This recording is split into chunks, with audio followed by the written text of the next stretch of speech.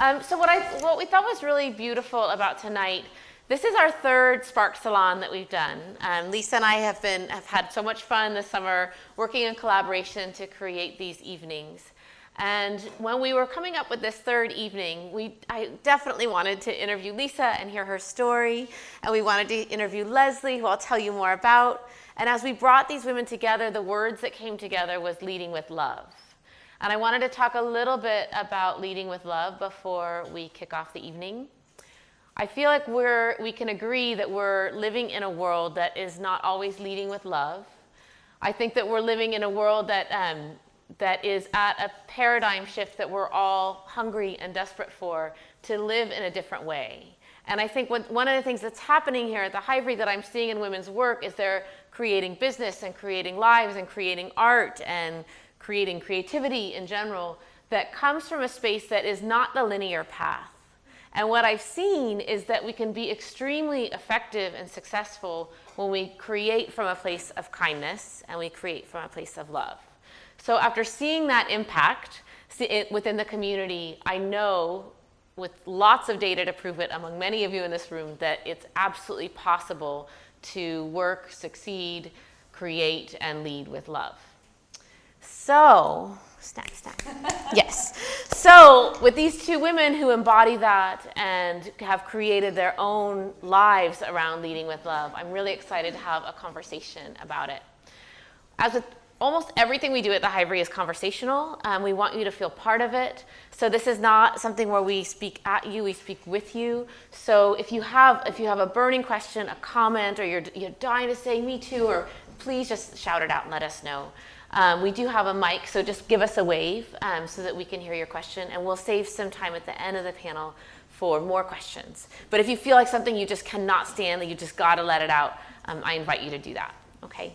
So I'm going to tell you a little bit about these lovely ladies. I'm going to read their amazing bios, and then you'll get to hear from them more about their stories. We'll start with Lisa. So Lisa Rueff has accomplished more in the last 5 years than most people do in a lifetime. She is founder of Sparked, the revolutionary new board game with inspiration, heart, and hilarity that you just experienced.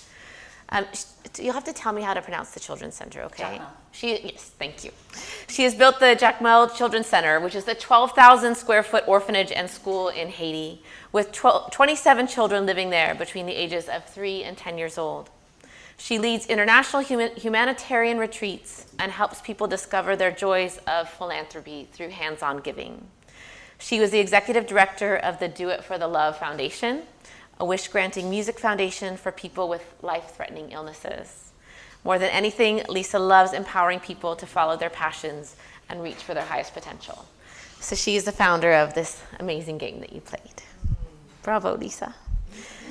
And then we have Lesley Desaulnier, who is named one of San Francisco's leading yoga teachers by Mantra Magazine and featured in Origin Magazine's Leaders Who Inspire. She is known for her energizing and soulful yoga classes, which I can attest to absolutely loving, as I know many of you in the room feel the same way. She has been studying yoga and meditation since 1996 and was a resident of the Ananda Ashram in New York in her early 20s, where she intensively studied Sanskrit, meditation, philosophy, yoga, and chanting. Lesley earned certification from master teachers Sharon Gannon and David Life, and began teaching at Jivamukti. Did I say it right? Yes. I was so nervous. Good. In downtown Manhattan in 2002. In 2008, Lesley opened Prima Yoga in Brooklyn, and she currently lives in Marin with her husband and 2 daughters. Lesley's been an ambassador for Lululemon and Athleta, and has been featured in the magazines Good, New York Magazine, Fit Yoga, Vogue, and Origin. So bravo. Yay. Thank you guys for being here. I would try to memorize all of the tidbits of their amazing bios, but you can tell that they've both done a lot, so I just let myself read it. Thank you. And now let's dive into some conversation. So the first thing I wanted to start with for each of you is, what does it mean to you to lead with love? Who wants to start? Want to start? Lisa, why don't you start? Sure. It's funny, yesterday I was with a friend and he said, "Can I ask you a question?" And I said, "Well, whatever the question, love is the answer." And he's like, "Wow, okay." That's not what I was thinking, but so leading with love, in the last I want to say 7 years. You learn a little bit about my bio. I have dropped out of my head and totally into my heart center. A lot of that had to do with going to Haiti after the earthquake and witnessing firsthand the opportunity and ability to make a hands-on difference. And also witnessing in Haiti, I had the opportunity to meet with the most trustworthy, honest, dedicated Haitians. And actually 2 people in this room have come on my trips, Christine and Kelly, and they can attest to it. I've never met more hardworking, dedicated, loyal leaders that were just, all they wanted to do was take care of the children in Haiti and see these kids thrive. And they were just working 22 hours around the clock. And so that was a huge, huge life lesson for me, of just watching these people firsthand that really had nothing do so much with the little they had. And that was the beginning. I mean, I was doing a lot of stuff before going to Haiti. I was teaching 17 yoga classes a week, and in Marin as well as the city. And I always, in my classes, it's interesting. I don't really teach as much to the physical body. I teach the emotional body, because I'm all about, like, how can we nurture and celebrate and love ourselves more so that we can do that with others? And everything I do, I find the more you lead with love, the more doors open for you. And it's just time and time again, when I get in my head, I feel often stuck and I feel like stagnant. But when I'm just totally leading with this beautiful place that's inside of each of us, that's just so full of, like, yumminess, when we can acknowledge that and honor that and feel the power of that, then so much more magic happens as a result. Absolutely. Thank you. Yeah. How about for you, Lesley? What does it mean to lead with love? It's not something I ever consciously pursued, like, now I'm going to lead with love. Right. I just copied my teachers and my beautiful, beautiful teachers. And, you know, since I was in my early 20s, I've had these incredibly strong, powerful women kind of take me under their wing and teach me what they know. And I've seen the sacrifices that they've made in their own lives for the yoga practice and for their students. And that's always been the inspiration for me. And if there's any accomplishment that I have, it's because of what they've taught me. And I just feel it. The greatest joy is when I can just pass on the teachings from my teachers. I love that. That's kind of my bag. I love that. I think it's so interesting, because if I think about the idea of leading with love, I appreciate that you said, I never really thought of it that way, because I think subconsciously or consciously, each of us, when it really comes down to what we really want to do in any of our work or lives or creativity or personal lives, it's help people. Yes. And so when you look, I'll often ask women that come to the Hivery, say, you know, they'll say, like, I don't know what I want to do next. And when you drill down, the answer is always the same. Mm-hmm. I want to help people.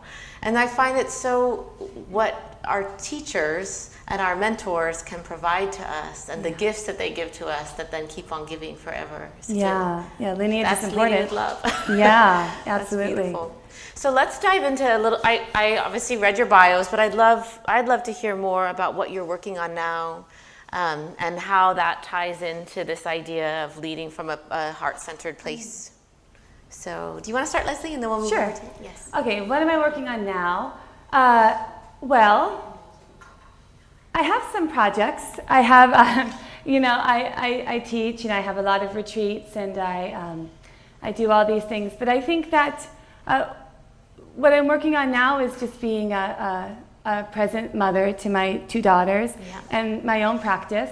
And I think my projects have kind of gone out of, you know, I can focus on big projects, but what I find more interesting these days are the little projects, and that seems to be where the work is for me. Yeah. Like when my husband comes home saying, hey, how was your day? Instead of, can you do these dishes? Or whatever that is. And those are the small projects that seem to be resonating most deeply with me, yes, these days. Really practicing what I preach, and saying what I mean and meaning what I say, and trying to embody that in all of the relationships, from what I eat to my students, to my family, to my friends. That to me is the biggest project, is just being authentic and being honest with myself about what that means, kind of checking in.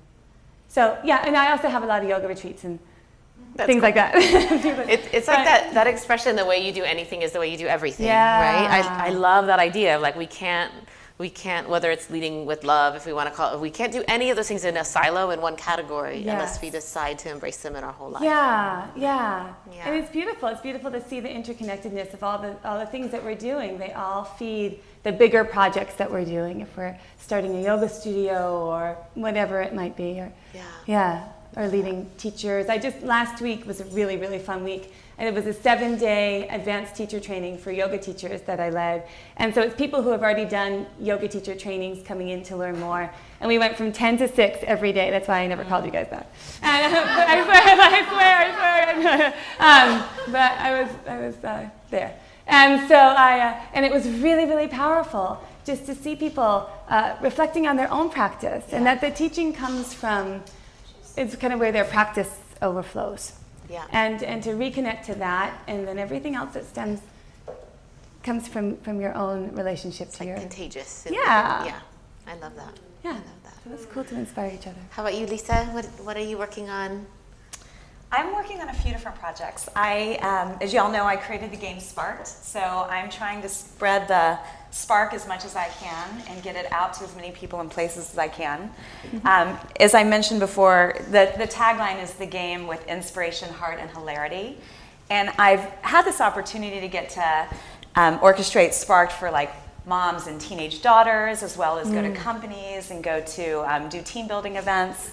I've gotten to go to signature women's 50th birthday parties, and time again, anytime people play this game, it's like a light switch has been turned on. And all of a sudden, just watching y'all in the room, and I feel like now more than ever, the more we can ignite each other and uplift each other with love and inspiration and hope and joy, then the better, because I feel like our country needs it now more than ever. I also, as Grace mentioned in my bio, I've built a 12,000 square foot children's home and school in Haiti. There's 27 kids living there between the ages of 3 and 10 years old. And it's what's amazing is our nonprofit that we work with, they're called Random Acts. They're 100% volunteer based. So every penny that we raise goes directly to the kids. No one in the United States takes a salary. We do pay the teachers in Haiti as well as the caretakers there, but for the most part, every single penny, minus like the PayPal fees or whatever they are, go to the kids. And it only costs $25 to like take care of a child for a week, which is incredible. And it goes money goes a long way. So I'm really hoping to booster that funding to do a much larger fundraising. Because right now a lot of it is there's just a few of us fundraising right now. So I'm excited to grow that. I'm also leading a couple trips. I'm leading a trip to Haiti over Thanksgiving. And as Kelly and Christine can attest, it is the most rewarding, meaningful trip. You can bring your families, you can bring a loved one, you can come by yourself. Yeah. And from the moment you arrive, especially in these children's centers, the little kids come running up to you and they just leap on you. And they've taught me more love than imaginable. So it's so beautiful. Yeah. So many people from our yoga community have gone on Lisa's trips, and they're really, really very powerful. Yeah. And also the game is very powerful. I see some people. One night, Lisa said, "Lesley, come and check out this game, Sparked." We all went, we played it, and we were complete strangers, and we found love because we were playing, and we're sitting at the table together, and now we see each other all over Marin, and it's like, I love you. It's such a deep connection that you create through this game. So it's so fun. It's like it's such a joy to see your Sparked. Thank you. What I love that story, and I mean, what's not to love about what you're building in Haiti? I think it's amazing. Some of the things that have come up as we talk about this idea of leading with love is that it's easier to talk about these concepts like in a yoga studio, in a space like the Hivery, where you're allowed to be like open and mushy and yummy and lovey and so one of the things that has come up is like sometimes life isn't always like that, right? That life has its edges, and there are environments that don't have that same kind of warmth. So how do we embody? And I think both of you have so much wisdom and knowledge around this, but also some tangible tools. What tools do you use to keep that spark and that light and that inspiration out in the world, even when you're in spaces that may not feel the same? I'm so glad you asked. Yumminess. Then you have to start. Yeah. Financial district. Pardon? Right. Yeah. Exactly. So I honestly look for love everywhere I go. I was at this music festival yesterday in Napa. There was a guy sitting in his wheelchair. He had tattoos all over his body. And I knew I'm like fascinated by tattoos as well, and I knew he had a great story to tell. And I asked him a question like, wow, you have such amazing tattoos. And the guy must have been in his early 30s, and he's like, thanks. And one of his tattoos was of the handicap, like when you say handicap sign, like the blue handicap. And it was a very bright, vibrant blue. And he said, after my car accident when I was 19 years old and I became paralyzed from the waist down, I started writing my life story. And he said, these two tattoos were actually before my accident. And he said, it was my third tattoo, and it was after my accident. And he said, and every day I look down at it, and it's been it's been a life-changing event. And he said, but I always say that, in the face of adversity, you always have to look on the bright side. And he said, no matter what. And, and he was so inspiring. And in the 10 minutes I talked to him, I wish I'd recorded every word. And I've gotten in this habit now. I basically every day on Facebook or on social media write about someone that you would never expect to be this like heroic, inspirational person. And everyone has a story to tell. And it's all about just like finding that glitter in their eyes, that twinkle. And I find that everyone has like that beautiful divine spark in each and every one of us. And the more we can tap into that, then the more that, like when I go to Starbucks or when I go to Equator, sorry Helen for saying Starbucks, I like ask the baristas like, what was your favorite part of today? Or, what are you most grateful for? And I want to know your name. So I try in every exchange that I do, bring out the best in people. And I feel like there's an opportunity to do that anywhere and everywhere we go, the post office, the library, so. Yeah. What I love about that, I just want to chime in, because so often people are asking each other or themselves, like, how can I make an impact? What can I do to make this world better? And sometimes there's this idea or a barrier that the things that we have to do to make the world better would require us to quit our jobs and move to another country or make some like huge life shift. And you can actually make the world better by seeing and hearing the barista. Yeah. All we have to do is look at each other, and not all we have to do, because there's plenty more that we can do. But where we can start is by seeing and hearing other human beings. Can I tap into that one more? Yes. So I always ask when I go to a coffee shop, what's your name? And 9 times out of 10, most people say, wow, no one's ever asked my name before. And I'll say, well, how long have you worked here? 3 years, 4 years. So that it's so true. I love that. So how about you, Lesley? Tools for I think this reminds me of a story that it's really coming to mind this week. So I didn't look at the news so much when I was teaching this training this week, but every so often it's inescapable, right? You have to kind of see what's going on and what tweets are flying. And there were some that were particularly bothersome, and one that stood out, of course, was... I'll go to the story first. So there is a guy in my high school that I don't remember so much from high school, but I just had like a vague sense that I didn't like him, and like he was like just angry. Yeah. What's with this guy? What's his problem? One of those people like, he's an angry guy, and I don't remember so much about him, but just I remember like, what's his problem? That. And so life goes on, and then like 30 years later, he finds me on Facebook. This is like 4 years ago, and then so I said, oh, who's that? Oh, I know who that is. Oh, I didn't like him in high school. And then I look and I see, and I'm like, and then I look at his little thing. I said, maybe I might like him now, And I'm looking and go, whoa, now I know why I didn't like him in high school, right? I really don't like him. I don't like him now, right? And I'm like, wow, this is, his political views, very anti-Obama, very vocal about it, but this is blah, blah, blah, right? Really, really, really intense. Anger. And so here I was thinking, what's this guy's problem? Like all these years later. And so I go, okay, well, I'm not going to look at him too often. And life goes on. And then about 4 months ago, he put a posting up, and it came up on my feed. And it's like 10 paragraphs long. And it's a picture of him in the Pride Parade.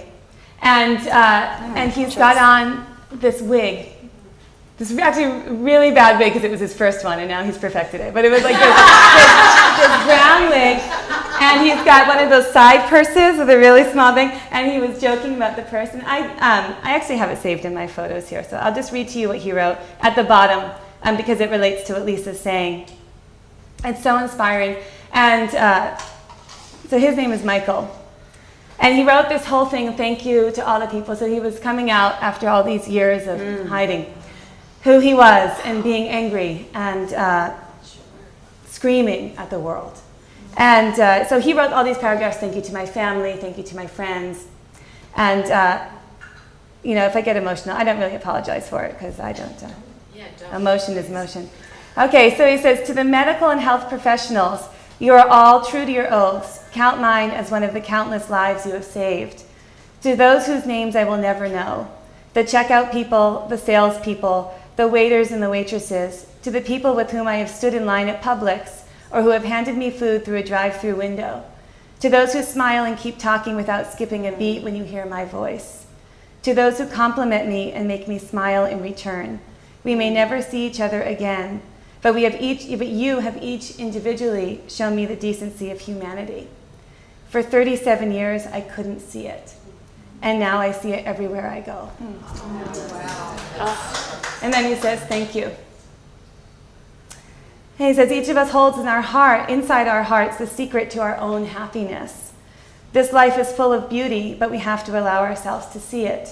This past year has taught me more about our existence than the previous 37. And as long as I have all of you, I look forward to the discoveries yet to come. Oh my God, I love Michael. So I wrote to him, I said, I love you, Michael. Like, you know, and now we're like best friends already. And he's like, your children are beautiful. I'm like, come to San Francisco and hang out with me. And now we're having this beautiful bond, and he's so happy, and he's so free, and he's just radiating love. But it does take like this degree of truthfulness with ourselves, right, to be able to get there for someone else. I thought that was so inspiring, and now he's got it down. He's looking great, and he's so happy, and he's so clear, and it's just profound for me to see. And you know what's funny is, you know, I grew up outside of Boston, kind of a tough town, and it's amazing to me to see the responses with some of the people that I went to high school with. That, you know, they're just like, cool man, good for you. Happy that you're happy, you know. And everyone's just throw this love. It's to me, this has been so inspiring, and it reinforces, like he says, it's the everyday, it's the smiling, it's the saying hello, it's not blinking, it's living love, being love, that is transformative. And so, anyways, he's my little guru now. I'm like, really so inspiring, and I just feel so thankful that he shared his story. And this is the thing, when you have a story, to share it like this. And so, anyways, that's my love story. I'm he's leading with love. I'm kind of stunned. I feel like, and that's a wrap. Thank you, Michael. Yeah. That was perfect. Like that's amazing. That's amazing. Thank you for sharing that. I think. Thank you, Michael. Thank you, Michael. Thank you. One of the things I wanted to talk about that I think Michael is a great segue for is the idea of self-love. Because we can talk about loving others, loving, putting our love out in the world, opening our hearts to love. We can talk about that all day long. And then I think we can all agree that one of our greatest challenges as human beings is to really embody self-love. Particularly on a consistent basis. I think somewhat we can go high and then we go low. So I'm interested, I want to talk about self-love and how can we encourage that? How do we create space for that? And I know you both work with people daily that are coming to you for that.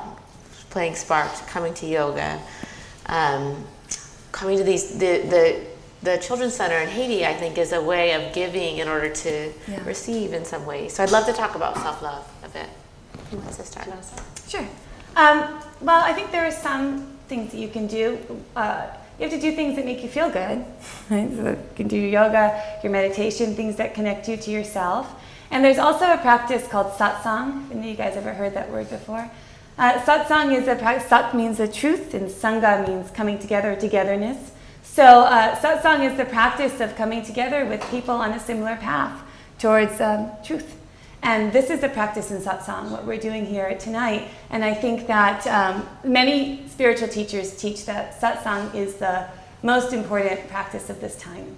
And certainly I agree it's one of the most important spiritual practices of this time, coming together with people on a similar path. And I think that can help us to nurture that self-love, that we have our spiritual friends that keep us on our path, and that having people to be honest with and to check in with, I think is really, really important. You have to have your crew, and that helps me certainly. I've become much more free. Any of you that I email, you'll notice this. Like, I've become much more free lately about just saying "love you," much more. Because I'm like, why not? Because I feel it. It's true, and I feel like there used to be a layer where I'd say well, I've only known them for a year. Can I love them now? Yes. So I feel like just the more we send it out, the more we get to feel. Well, I think there's a kind of urgency these days for that, and what you were referring to in the beginning, it's like. Better love now. Let's see what happens. Let's see what happens. Let's bring that love power up, and where are we gonna go? Why not? Yeah. What else are we gonna do? Sit home and watch TV? Right. I'm gonna start this next question with telling a little story, a personal experience that came from adversity. I think that we have such an opportunity to learn about love and ourselves through challenging times. I've shared this with many of you before, but a few years before I started the Hivery, I lost my mom from ovarian cancer. We were very, very close. Right after she died, for a few years, I would have really bad dreams. Or weird dreams sometimes bad dreams, but weird dreams, of things that I was supposed to do to take care of. And at the tail end of all the dreams, I would hear this voice that was saying, "I love you. I love you, I love you." And it was super sweet and very calming. And at first it used to wake me up, and I'd be like, who's in the room? What's going on? And then I got used to it to the point where I'd be like, there's that voice again. I would literally almost in a dreamy state go oh, there she is. Until I realized that the voice, when I really listened, the voice was not my mom's voice. It was my voice. It was so, and it was a very real realization. You can't make this stuff up. All of a sudden I was like, that's me. So I started getting really in touch with what does it mean? First of all, it's a beautiful reassurance to hear your own voice in the middle of the night in a weird dream going "I love you, you're okay in there, it's all good, you're gonna make it." I'm very grateful for it. But I've learned that so much of that, the clarity around what it means to love others and love ourselves, for me, came from very challenging times. So I would love to talk to you about and whether it's a story or an example, it could be a student or in yourself. What's a story around adversity or things that seemed like pain or I don't want to say lack of love, but adversity or challenges that exposed a new way of looking at love? So I'm interested in this idea that when we go through hard times, that often it opens us up in a new way of loving. Yeah. Whether that's for ourselves or others. So what's your experience in terms of how does adversity shape our ability to love or our openness to love? Yeah. The first thing that pops into my head is after I had my first daughter, Junko, I was in one of those states of overwhelm. And which was really uncomfortable for me because I was so used to having it under control, having it together, and it was scary. It was scary to feel like I wasn't able just to be cool, to get it together. There was so much going on. Now this little thing, this beautiful baby depends on me, and then I have this yoga studio that I'm also running, and I was feeling very pulled and I was feeling very, very out of center. And I had a lot of anxiety also. Is she going to be okay? Am I going to be a good mother? Is she going to love me? What happens when she's 16? This kind of stuff, right? And I would just go, right? And I thought, God, this is unlike me, but I'm just going and going.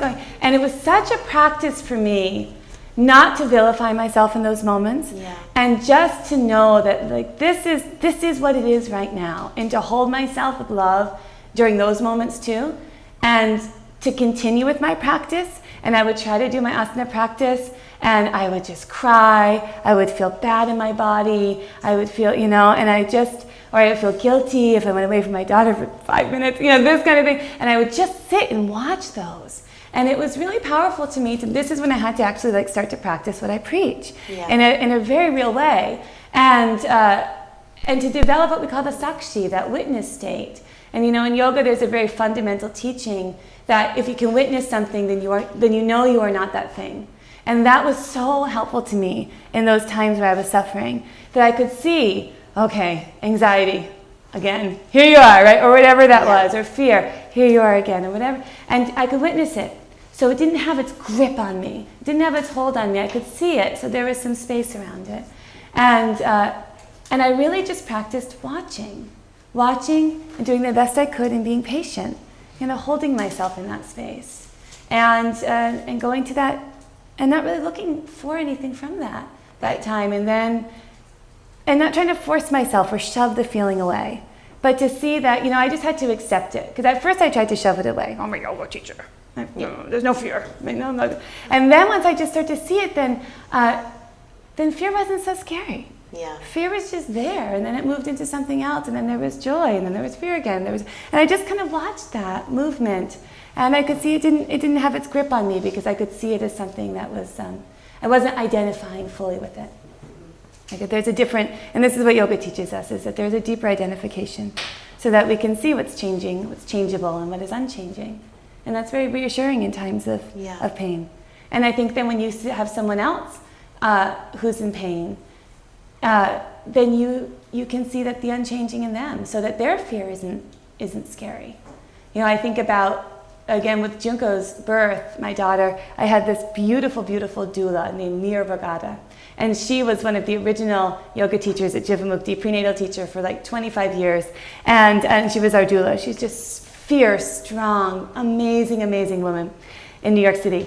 And she would give us these childbirth classes. And she said to us once, right before my daughter was born, she said to my husband and I, she looked at my husband and she said, you're going to be, she said to me, he's going to be afraid of your pain, but I'm not.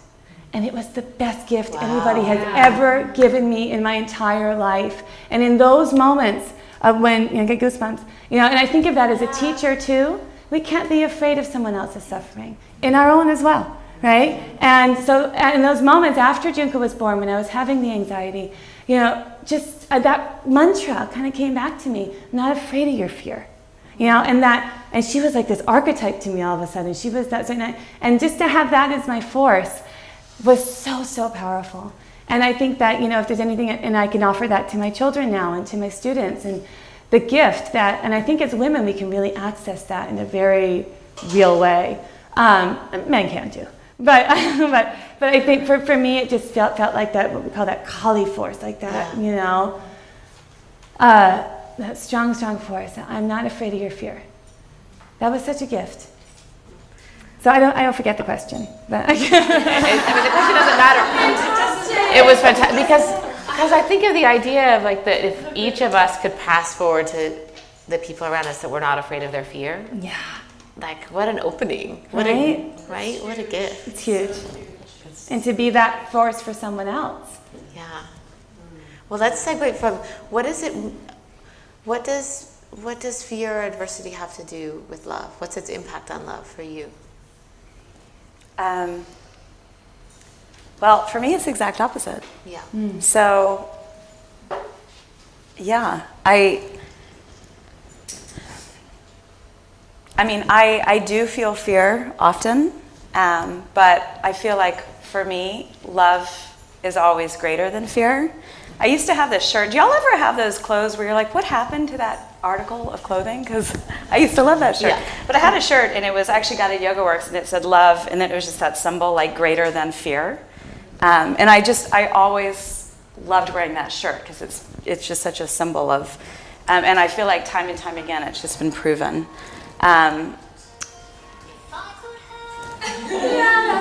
Awesome. Such a beautiful song. Oh my gosh. Dance break. Ready? So it's interesting. Today, are y'all familiar with the Tony's shoe repair down the street? Okay.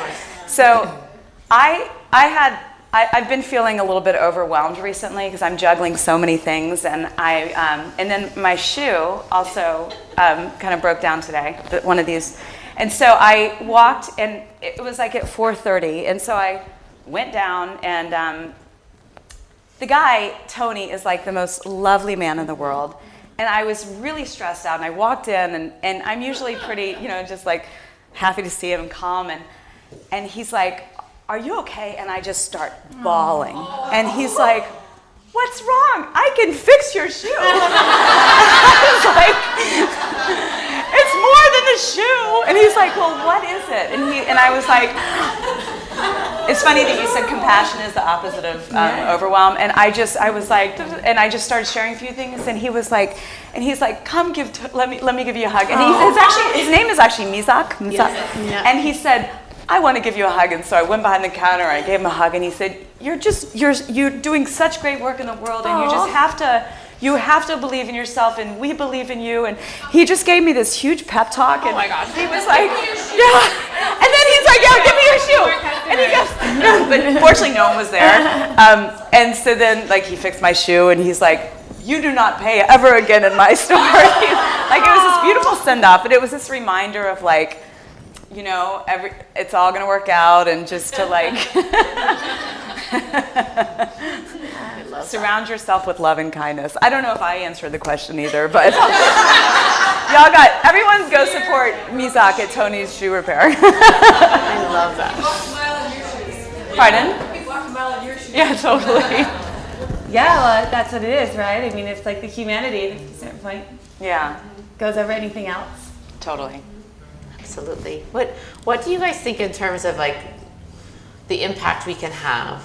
I mean, I think that what we're talking about here, and what the central theme of the evening is that there's a different way than like the traditional linear way of one thing to the next to the next to the next. I think leading with love is an openness. It's not linear. It can be messy. It's honest. It's an exploration. It's a process we're all looking for. What's the impact of that? What's the outcome? On any big or small? Yeah. I'm just curious. But Well, I think not everybody is gonna like what you do when you leave. Through. Is that what you're asking? Like through. Yeah. Like what happens? What happens if we start operating in this way? What happens? Who knows? But I think it will. I think that some will go for it and some won't.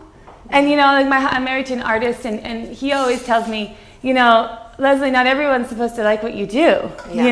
And if they do, you're doing something wrong. he's like, then it's vanilla. You got to up it a little bit. You got to shift it. And it's true. And I think that, in the same way, we just have to live from our authenticity. We're all going to define love in different ways. And we're all going to manifest that in our behaviors in different ways.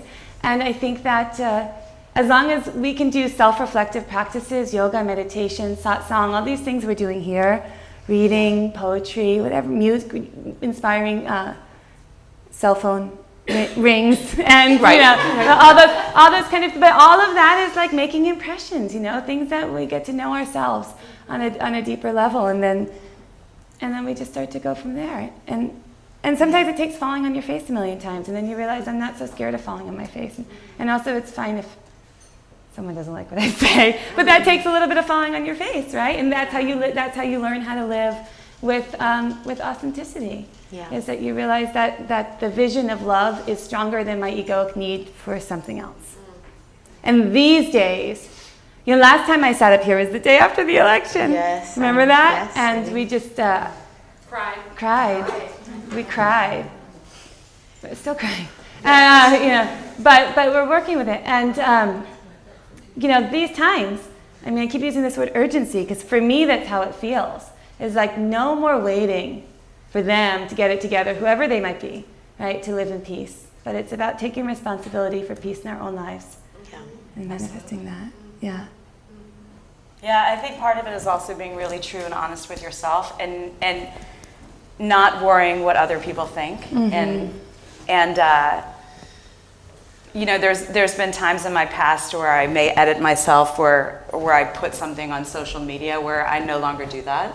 I just write from my heart. And someone was saying recently, the more you shine your light, the more critics you're actually going to have. Absolutely.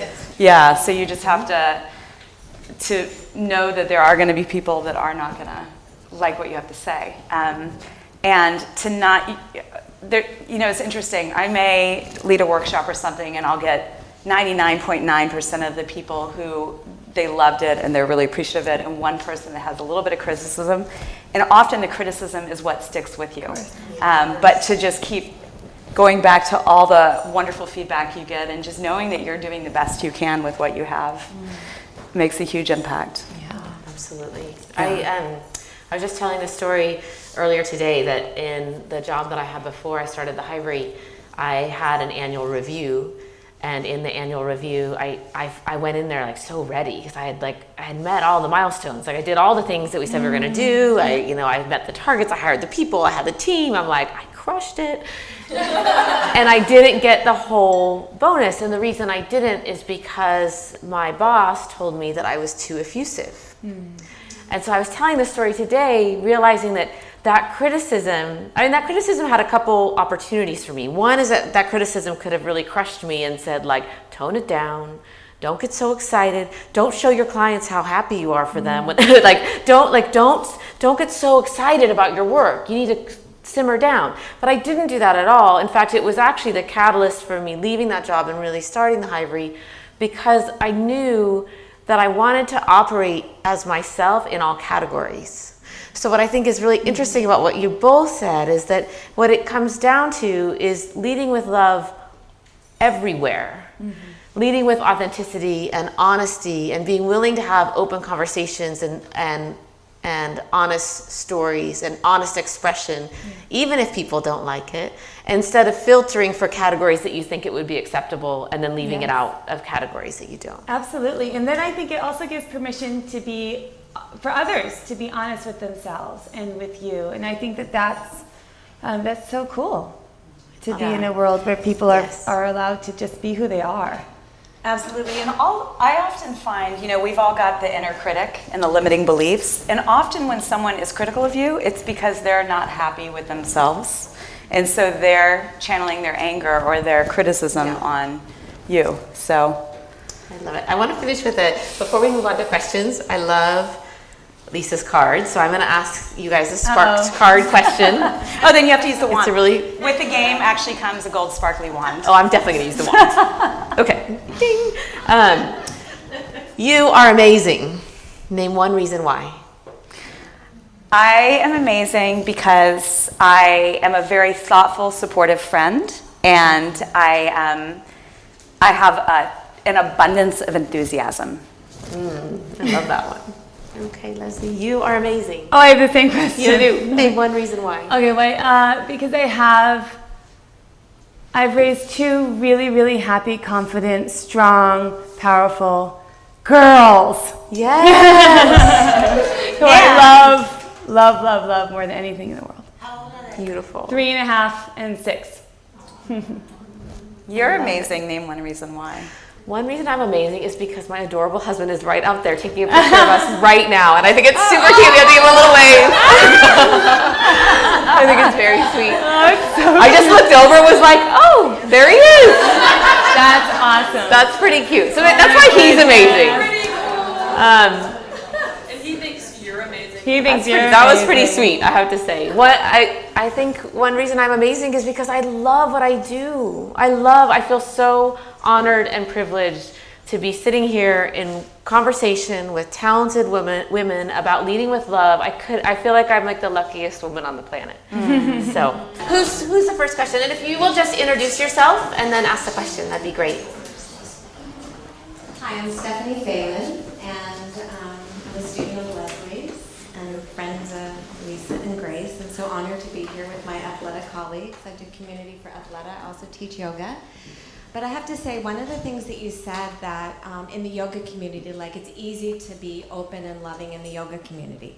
And I just want to say that one of the reasons that Lesley just like pierced my heart was because of her courage. I don't think it is always easy in the yoga community to teach from a really deep, authentic place and bring in the teachings and teach in Sanskrit and chant in Marin. Like, it might seem now when her classes are completely packed and there's no space, but it took a lot of courage to teach. And to share the philosophical foundations in a very rich way, not westernized, but really from a very pure, deep place from decades of study. So I just want to say Thank you. And that's truly, seriously, only because I have had incredible teachers. You know, but I do think that takes a lot of courage. I mean, it doesn't happen often. The physical practice is the majority of what you'll find in yoga. And to go to a class and people go like, what is it? And I think because people are starved. They're hungry for something that's deeper than just this physical experience. And I just am so grateful for you for having the courage, because it gave me the courage as a teacher to offer that as well, and to go deeper and to go beyond the physical practice. So I'd also love to share that I love that the root word of the word courage is cure, which is heart. And, you know, when you are courageous, you're actually coming from a heart space. Absolutely. Thank you, Stephanie. What other questions do we have from the group?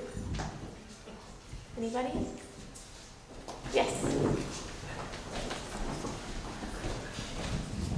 Do I have to say my name? That'd be great. If you introduce yourself. Hi, my name is Phuong. It's a Vietnamese name, but I just wanted to thank you all for particular moments. Can you tell me? I'm Grace. Grace. Yeah. I just love that story about the failure. You know, when your boss told you you were too effusive, and that gave you the kind of like the permission to kind of do something different, you know, to adopt different values. Yes. And Lesley, the moment you were starting to be emotional, and then it was just this little sideline, but you said it, and you said, emotions are emotions, that's fine. And you just let yourself have that moment and keep going on.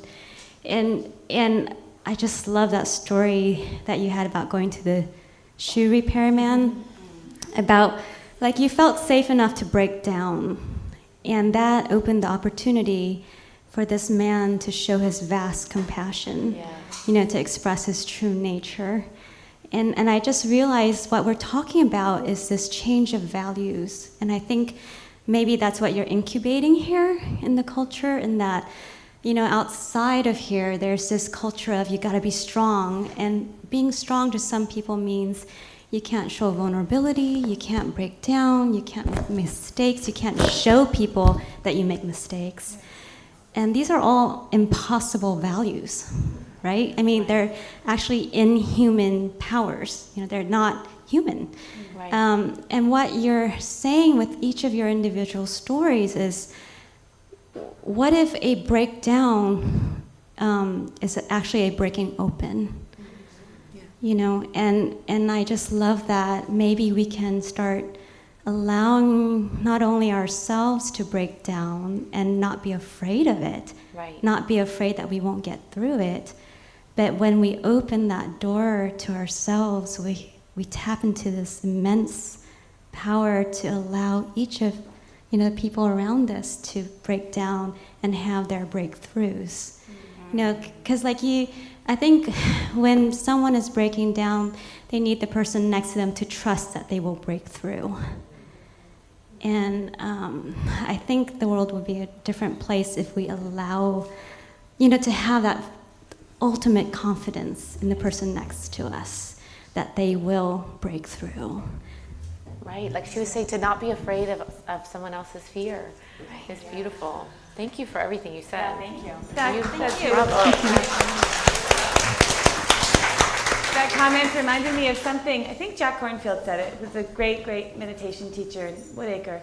And, well, all over, but he's based at a place called Spirit Rock in Woodacre. And so he said once, I think it was him, said that we should keep these wisdom teachings just covering the heart. So when the heart breaks, these teachings can fall right in. Thought of that when you were talking. Any other questions or stories or comments? things that resonated, things you want to discuss more? We have one more question. Yes, do you want to introduce yourself? It's a comment, but I'm Sari. I'm Linda Lessum's daughter, who is here quite a bit. You might know her, but I just had a response to something that you all brought up, which was I used to work in wilderness therapy, working with like at-risk clients in the backcountry, and then doing a lot of satsang and counsel basically out there. And what I do now is I work for a nonprofit that brings people with disabilities and under-resourced youth in the backcountry, and also doing satsang sort of esque things. And just one thing that, Grace, when you brought up, how do we bring that love-centered space into the world where it's not yoga, or it's not like what this space is right here? And I think one thing that I've been thinking about a lot, I just led this 2-week trip with these girls that were all 16, that were from really hard backgrounds and under-resourced families, no support, and it took time was one thing. Where at first, we're doing counsel at night and sharing, and I'm like, I don't know, I was so lucky to be raised in a space where I knew how to say what my emotions were before I knew how to walk, but for a lot of people, that's not their experience. And I think that it was just wild to me over this 2-week time period where they were talking about how in love they were with sharing their emotions at the end. But in the first one, there was really cold response. It was like, why the hell would I do that? It doesn't have a purpose to it. And so I think that that's something that I've been carrying with me, is just that if the immediate response is coldness, or in the financial district, I know someone said that, it's that it also, there's a certain growing to it, or certain patience that we can have for people to get there. Yes. So I just wanted to offer that. I really appreciate But thank that. you so much. I appreciate that.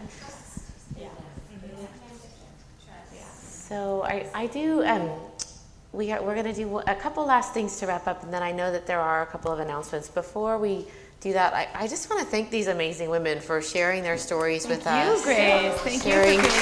Bravo.